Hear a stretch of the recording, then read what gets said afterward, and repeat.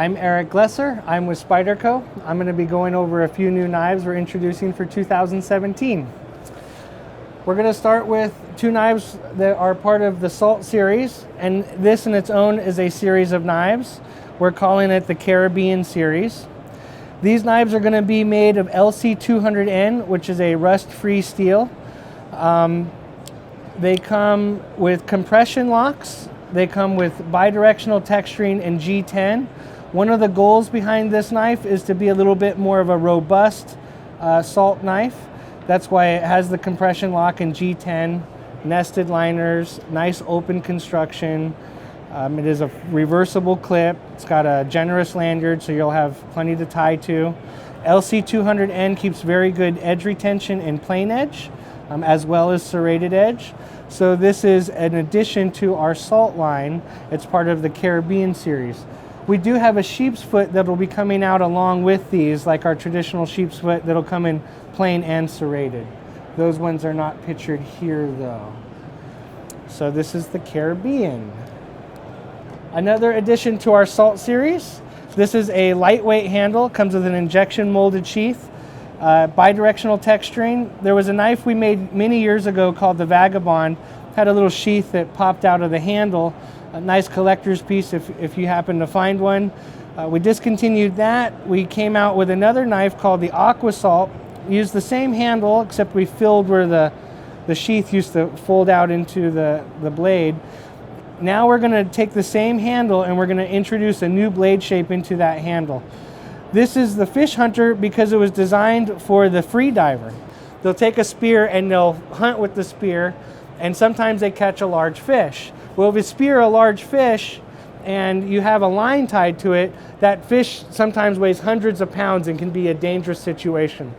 So the Fish Hunter was designed for the free diver that's going down there, and this knife was designed for braining the fish, and so you can penetrate and stop the fish instantly so that you're in a safer situation.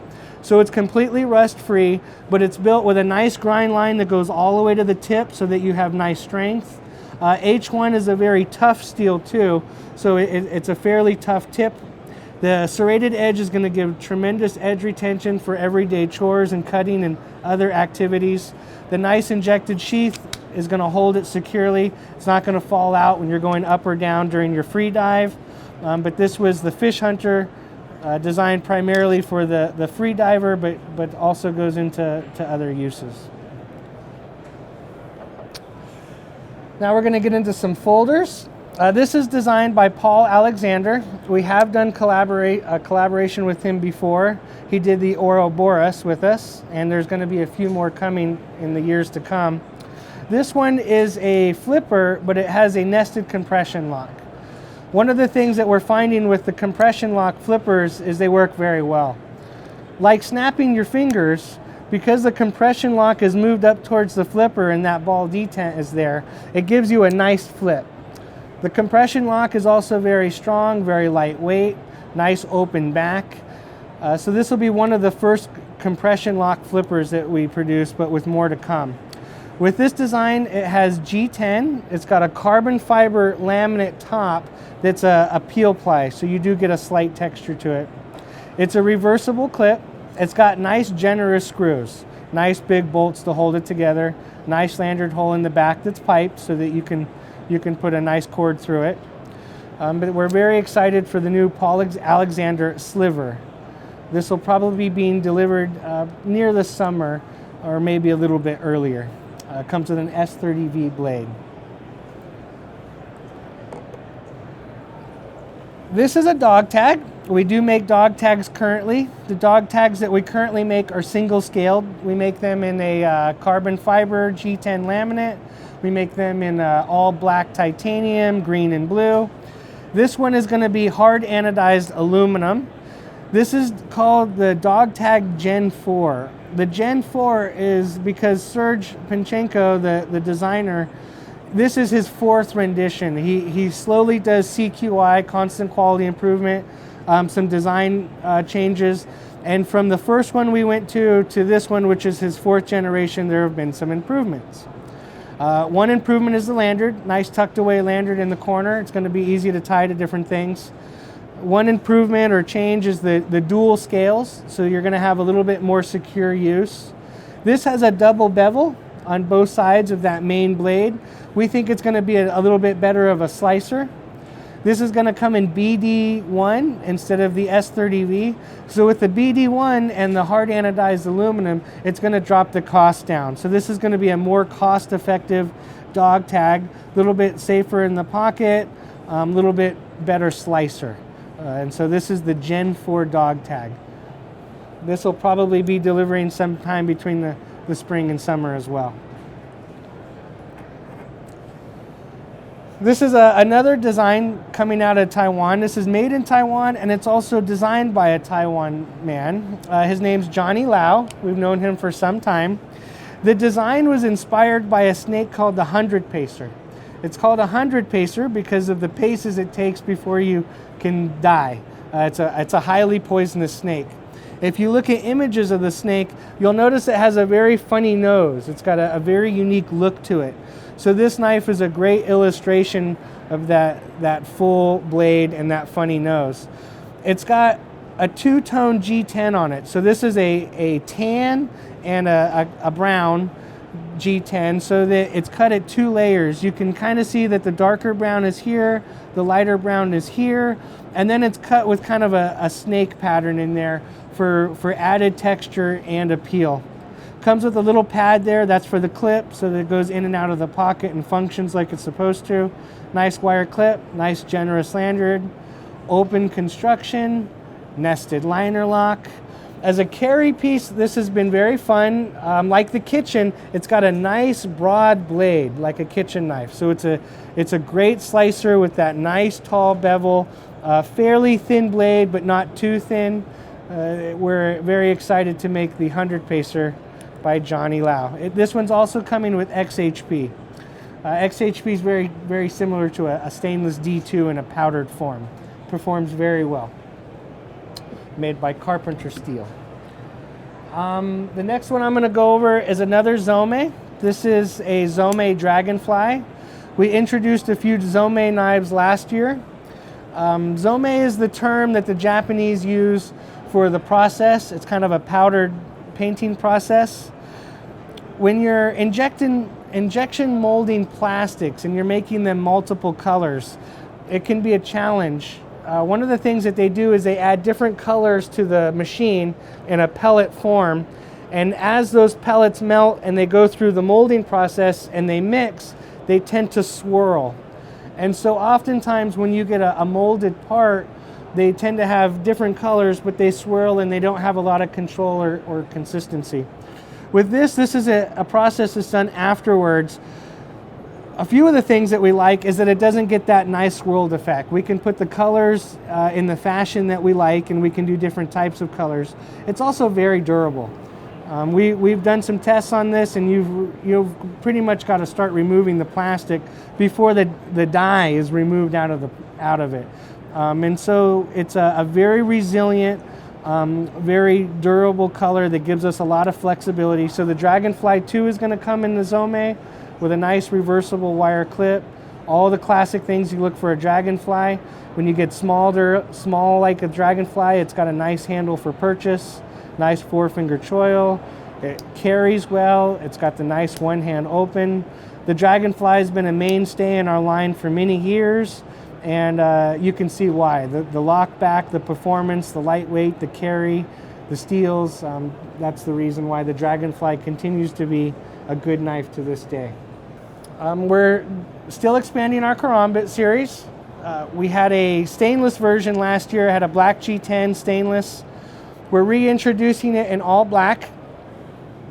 Sorry, I'm gonna get up here, but when you clip this thing, tip up, the ring shows out of the pocket a lot, and we were getting a lot of complaints that there was too much silver showing.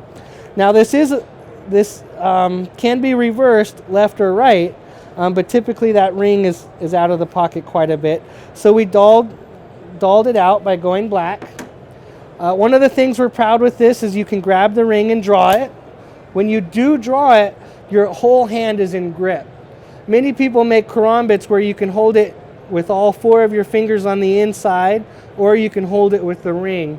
It's pretty small to be holding it with all your fingers in the side, and so typically you're going to hold it with your full hand in there, and that's for regular or reverse grip. It has a nice generous Emerson opener. It's nice and big enough so that when you do swing it open, it is going to grab the pocket. It's going to be hard to miss. One of the features we like about it too is it's that nice classic back lock. It's a strong lock. It's going to engage. It's going to be there when you need it. And so with the Emerson opener, the nice generous sized hole, the nice compact handle, we feel this is a good karambit to compete in the market today in the world of karambits. One of the features too that we've changed from the original version is it does have a backspacer. The original version was open construction here, and so when you were swinging it, you can swing it open too, but when you were swinging it, we were getting comments that the edges in there were a little uncomfortable. So natural CQI, we went all black. We filled that backspacer so that when you are doing some twirls, there's not some sharp edges in there that are a little uncomfortable. The next is the little Sub-Hilt. It's much like the larger Sub-Hilt. It comes with the same thickness as the larger Sub-Hilt. Many Spydercos are known for being thin, lightweight, clip carry. If you like a little bit more handle, a little bit thicker, this is going to be a nice piece for you. It's got a modified Tonto. The modified Tonto will give you some more strength at the tip. So between the thicker handle, this nice generous thick blade, and that modified Tonto, this can be a real user.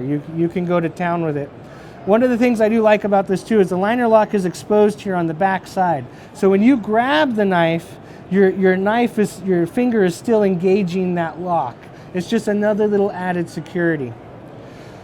Butch Valentin's been in the industry a long time.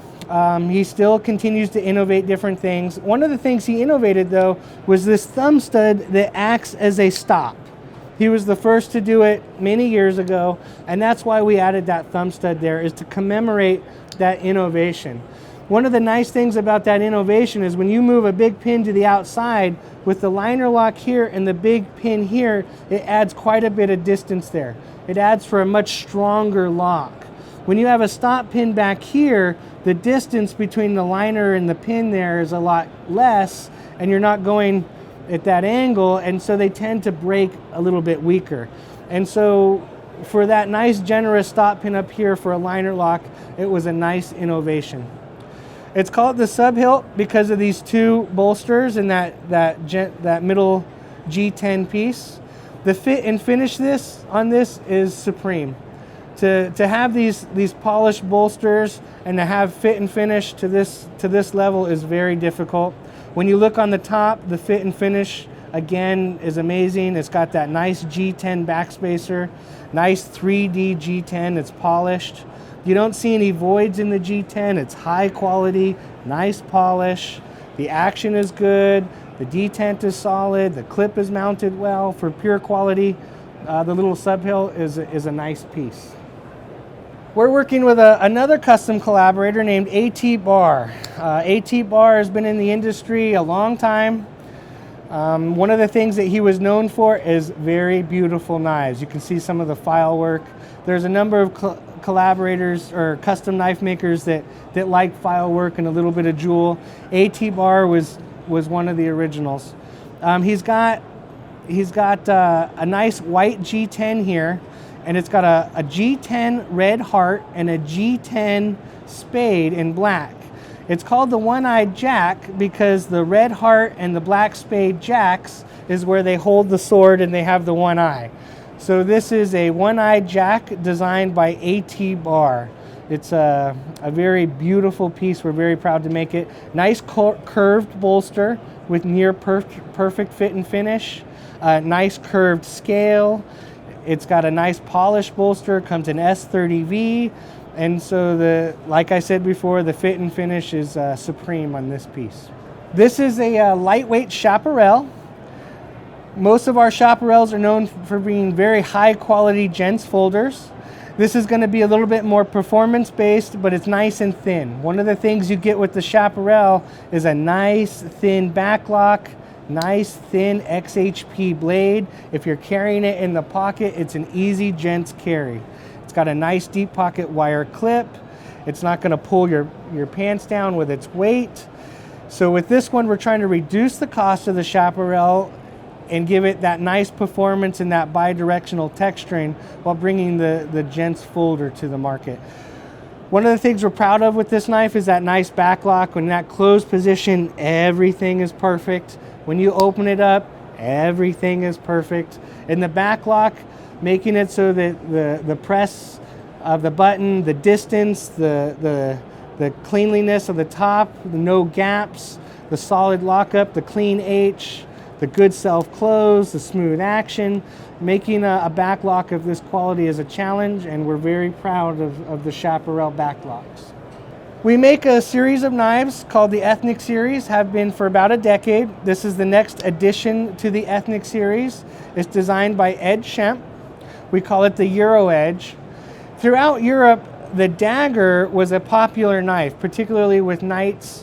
One of the things that you would also see with the dagger shape is these fullers that are put inside. You'll see one big fuller that goes along the grind line on the back side, and when you flip it, there's two fullers that are opposite of the large fuller.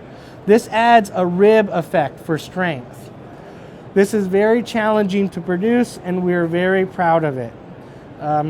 As some of the challenges that we're dealing with is the bevel. Trying to make that bevel so that that grind line goes all the way through to the center of the tip on both sides, and you have the proper thicknesses and the grind lines. That can be a real challenge. We're very proud of the bevels of this. Then after you bevel it, you have to add the fullers. Well, this thickness of bevel is slightly different than this thickness.